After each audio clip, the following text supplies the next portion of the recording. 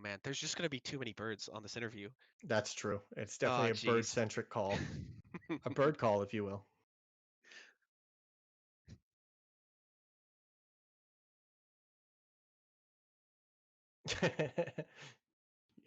You guys don't see anything right now. Don't look. Don't look at the stream.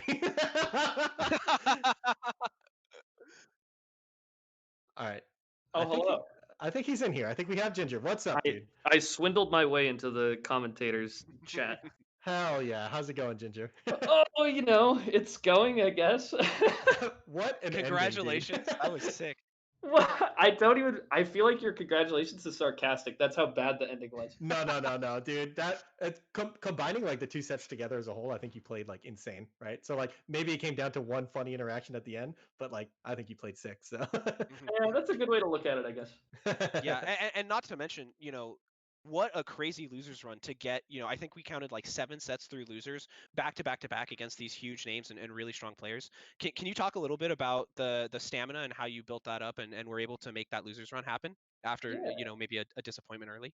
Yeah, absolutely. So I was really mostly trying to take this tournament kind of as a learning experience. Sometimes those are the tournaments you do the best in. It's so silly Mhm. because the thing is you're so hyper focused on interactions that you're like, okay, I'm specifically looking for this thing. And when you kind of like find yourself in that zone, sometimes everything's clicking for you as long as you have Right. the energy for it. Um, Mhm. so like I was really wanted to play against the Falcons, Gatsu, and SUJ, which I got to Mhm. because I just had a drug fox lesson today about Falcon, and I've been playing with Android Zero a bunch, kind of grinding at like Nice. 3 a.m. and stuff. Nice. Yeah. Um, That's an so Android Zero classic. yep, exactly. So like, I don't know. I had motivation to try and get farther in the bracket so that I'd be able to get good practice. Like that was Right. literally my motivation to keep going. I was like, I just want to keep playing more sets to try and improve more. Nice. Mhm. Um, Yeah. Mhm. yeah, but like stamina overall is just like, I've gone on so many runs at this point. I've played Melee competitively for like 11 or 12 years or something. It's like, you just sort of build up stamina over time, and it's kind of nice from the comfort of my own home. I can just walk away from my Mhm. desk and get a Mhm. drink of water. Like it's not like at a tournament where I have to have all this like interaction and loud noise and craziness. It's like Right. I listen to the music I want. I sort of just chill. So DMCA'd. No, I'm yeah, kidding. yeah, exactly. Yeah, but also Um, I imagine just like you stream Melee for hours and hours a day that you're pretty like prepared for this at this point. So look yeah, pretty good. So yeah. Thank you. how do you feel about, let's talk about the Falcon sets first. Hmm. Kind of like some of the adaptations you were making. Sure. So what I really emphasized, I asked Drugfox a lot of questions today. We didn't look at like as many interactions, Hmm. and the two main things we hit on were sort of like, okay, so Falcon's like either full hopping or double jumping. Like I had a complete misunderstanding of the aerial drift range that Falcon had, and then Hmm. also just like back air and up air actually reach hella far. Yep. Like farther than you might think. So I was standing in this range where I thought I was safe previously, but I realized I had to stand even farther back. Right. Um, and so on top of that, there are like two main ways you deal with the situation when Falcon's above you. You either dash back far enough to where you can't get hit by the up air or back air, and then you just laser him, play a really good situation for yourself afterwards, or you Hmm. get directly under him. Hmm. And you just aggressively dash forward. You don't laser, you just laser and then you dash. And then Hmm. being directly underneath him is really strong. Right. So I tried to set up those situations as much as possible. I didn't feel terribly comfortable being underneath him, but I think it's just something I have to get used to. Right. Um, but then outside of that, the next thing was I also had a misunderstanding of how Falcon set up his gimps and the risks involved for Falcon to go for every gimp setup. Okay. Uh, Yep. so I recovered a lot more intelligently throughout the two sets, Gatsu and STJ, that I played than I Hmm. have in the past. So like occasionally I was just left in a really, really good situation for me Mhm. after being at a complete disadvantage, right? Like I'm getting Right. down thrown off the stage and it's like, oh, this is good for me somehow. Um, Yeah. but there were a couple of those Gatsu games where like I would get him up to 150, and then he's betting his whole stock on killing me, right, with Yep. the crazy gimp. But he's at 150 and I'm at 0, so it's very worth for him. Right. Um, Mhm. Mhm. so I kind of just realized I have to build up the percent, and then if I wall them out, they just die. Like Yep. Mhm. I could just wait till they shield and throw them. I could just back air them up till at least a back Mhm. air. Like I don't have to go aggressive anymore and open myself up to those situations where I might get reversal. Mhm. Yeah, it was sick So to see like the corner pressure. We're like, oh, a soft back air is a kill move now, right? Because like Hmm. he just can't get out of it anymore. So Yeah. yeah. one of the things I was really interested in seeing, it felt like, I think it was really clear that you were focused on sort of that cornering and then the holding the pressure situation. Hmm. Can you talk a little bit? It felt like it was even stronger on like Pokemon and FD where there wasn't the top platform. Can you Hmm. talk a little bit about how the top platform plays into that interaction? Yeah, so the corner situation is kind of weird, especially it super varies on stage because on Yoshi's and FOD, Falcon can actually just get up to the top platform with a full hop. Hmm. So occasionally, like that's just an option for him, and especially because Falcon doesn't really want to go to side platform on Yoshi's because your back air just hits it regardless. Yeah. Like sometimes he'll just jump all the way over there. And I'm glad you mentioned Pokemon Stadium. So Pokemon Stadium's side platforms actually reach farther into the stage, so Yeah. Falcon can't do the thing where he hack stash double jumps and then just Mhm. like wave lands on side platform as well, and then like comes down with edge cancel stomp or whatever. Yep. Like Mhm. Yep. the platforms are so far in that he's like just vulnerable. He just has to Mhm. do a mix up where he's coming in on the ground. Yeah, Uh, that's something I thought about coming into the Gatsu set was like, well, Gatsu hack stashes a lot more than S2J. Is it going to be a problem to like try to corner pressure him more? And uh-huh. it looks like it just wasn't, right? Like you just kind of still had such a understanding of that situation that you were still Mhm. able to do the same sort of corner pressure. Yeah, to just add like one last thing about the Falcon sets. So another situation I talked about with Sammy is like I realized approaching Falcon in the corner, like it seems so good. He's shielding, he's bad out of shield, like he has like what roll and stomp, and if he's at the corner of the stage, he can't like wave dash back, he ends up on the ledge. Like it seems so good to approach, but if you really think about the risk reward of like doing either mid height or late nair, like that'll Hmm. change the situation completely. Because if you late nair, then you can nair shine and it'll catch the roll. But Hmm. if you late nair and he nairs out of shield, well, you're completely vulnerable. So you're going to get hit Right. by the nair, and now he gets out of the corner for free. Right. So I think to myself, is it even worth to approach there? If you go for grab and he rolls, well, too bad. He's out of the corner, and now you're in the corner. Like that Hmm. just sucks. Mhm. So Falcon's options just seem so limited in comparison to a lot of other characters like Fox, where you can sort of just hold position against Falcon, and then if he rolls into you, great. If he nairs at you, great. If he stays in shield, great. Like you're just Yeah. chilling. Mhm. Mhm. Yeah, that was sick. And I think all three of those got punished a lot. So Hmm. Hmm. yeah, pretty So sick. So okay, cool, and thanks for the insight on how you were approaching the Falcon matchup today. And then after you beat the two Falcons, you had to walk into grand finals against SFAT.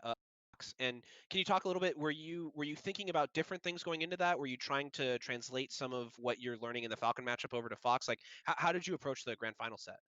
So it wasn't too much of like translating a lot of like the Falcon stuff over to Fox. Fox is just a matchup I feel decently comfortable in regardless. But Sure. I actually played SFAT in my last Slippy Championships League match. Yep.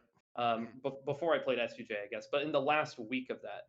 And Mhm. the thing is, I've played against KJH for so long, and he was Sure. such a dynamic player that I'm Mhm. sort of like I'm used to all the mix-ups. I know what it's like if a Nice. Fox is Mhm. platform camping me on the side platform or the top platform, if he's spamming full hop or short hop.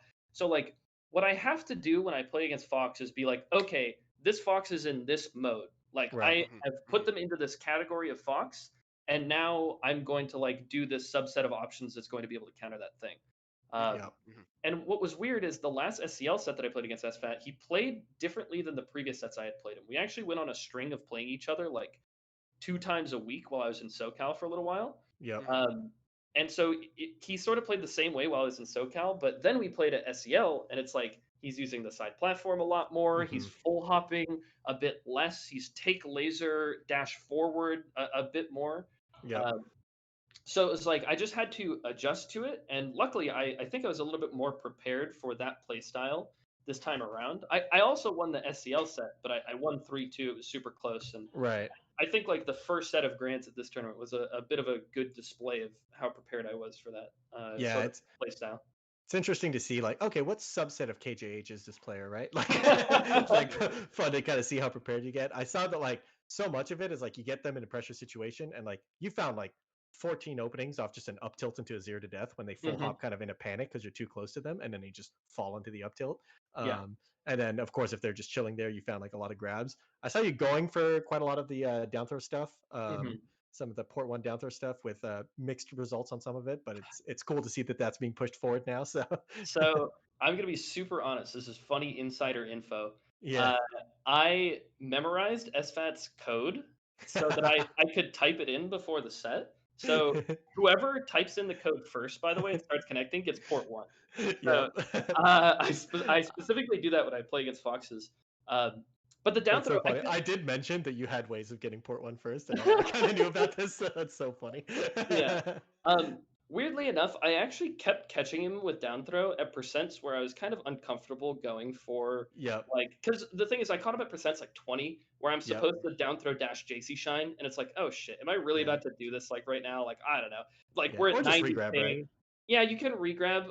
But it's so slow and repeated hard It is slow and execution. repeated, and if he SDIs perfectly, I don't think you can Hmm. get regrabs past 14% or something like that. Yep. I could Yep. be incorrect on my exact percents, but Yep. Yep. it was like, well, I'll down throw, and then I was like, well, he's at 20 near the edge of a platform. Maybe I'll just like corner pressure after, you know. Right. Right. Yep. Um, but in general, SFAT, this is being completely honest, isn't terribly great at his defense to the Yeah. throw. He doesn't Yeah. really Like have even the up like throw. Yep. even up throw. So it's like, well, I could go for some up throws. I could go for some back throws. But I actually lost a game to him SDIing the lasers on back throw, and I tried to Hmm. back throw forward throw, and he just was on the side plat, and he just back aired me, and I died. Yep. Yep. Mhm. I was like, why am I trying to cheese this guy? Like, it works a certain portion of the time, but you always have to be prepared for good foxes to get out of it, you know? Yep. Mhm. Yep. So yeah, that was definitely a strong set. Your punishes were on point the entire set too. Um, and then he had a couple games where he just like exploded you a few stocks in a Hmm. row, and then didn't affect you at all. You came right back and did it right back to him. And one of the cool things was how FD kind of played out, where he'd kind of pick FD and then you just destroyed him. So Yeah. The thing is, his whole play style that he's been doing recently is really, yeah. it's not conducive to FD. But Hmm. he keeps counterpicking me there, and he's so strong there regardless. Like his punish game is incredible. His edge Yep. guards are really good. There's no platforms for me to escape to, so his corner pressure is like boosted. It's like, oh god, there's so many things I have to avoid, but as long as I avoid them in a smart way, it's like, okay, well then all of my strengths just come out. Yeah. I can just kind of clobber him. Yeah, he'll still fall into the same up tilt. He'll still get lasered and not have like the platforms to escape to himself and stuff. And Yep. your punishes were nuts. You had a couple like the down tilt jab down smash in the corner. You had a Yeah. double forward air one at one point, and that was pretty Hmm. cool. So Yeah. Thank you. yeah. So good stuff. Any closing thoughts on this tournament or the series and stuff? And Originally I had to be put in these East Coast pools where I played against a bunch of Lynx and Puffs and Marths, and I was like, what a waste of my time. I hate this. But no, I ended up getting great practice in a lot of the matchups that I really wanted. Yeah. I think it's really time efficient, especially because like playing the ladder system, you get a lot of sets in, and you can do it Yep. at your own leisure, which I think is awesome. Hmm. And then going into the full bracket, I mean, it starts at a great time for both time zones. I think Yep. it ran well. The only thing is, I'd like to see a little bit more best of fives if possible. But I mean, like, Right. who knows? With the repeated time zones, it's already almost 1 a.m. Like, maybe this is what needed to happen. Right. Um, Right. Mhm. but no, great tournament. Someone should sponsor me. That'd be cool. Hell yeah. That's about all I got. Nice.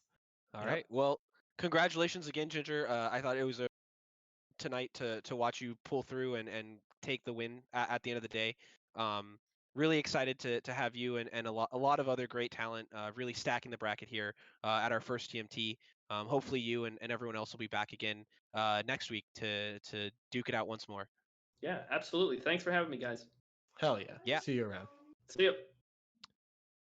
All right. All right. Well, I guess that's gonna about do it for us today here at TMT. I've been Raptor. That's been Squid. Follow us on our socials. Give Ginger a shout out. I think he's doing great work and really deserves to get that sponsor that he mentioned real quick. Um, Thanks again to the guys running this, Iggy, Blur, Kadoran, all the team at the UCI moderating and running the bracket. Like Ginger said, it ran really smoothly. So thanks you guys for taking control of that. Absolutely recommend checking out the tournament for anyone looking to get some competitive sets in. No And matter where you are, there is a TMT available for you. exactly. And catch us here again next week with twitch.tv/team. We're planning on making this a weekly thing where we get to give some commentary for these fun events. So Hell yeah. see you guys again soon. Thanks a lot. Farewell. Man, I hope he cuts right now. Otherwise, we're just going to be sitting here. Okay.